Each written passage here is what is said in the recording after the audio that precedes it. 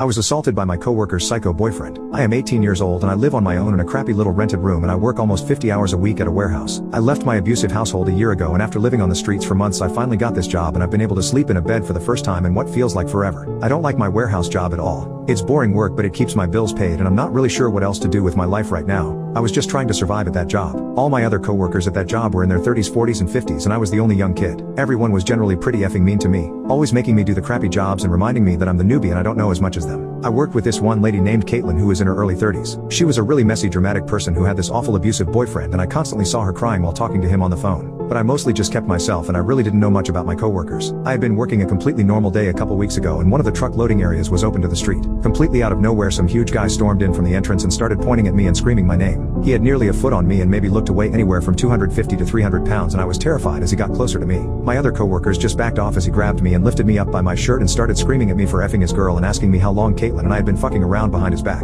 He told me he was going to break my PP off and started beating the absolute poop out of me. I saw stars the moment his fist connected with my face. I heard my coworkers yelling for somebody to call the cops as he literally picked me up and dropped me on my head and that's the last thing I remember. I won't come. In the hospital with a black eye, a broken arm and learned that I had a concussion. I hadn't been able to put together what was happening as I was being assaulted but it turned out that Caitlin had been cheating on her boyfriend. She had told her boyfriend that she had cheated with me instead of the actual guy in order to protect him. I have no idea why she threw me under the bus, I guess because I was basically a stranger to her who didn't matter. I don't know if she expected him to come almost unalive me like that, but I'm completely broken now and I don't even have health insurance to cover my hospital bill. I have no idea how I'm ever going to recover from this and I never wanted to just give up on life so badly.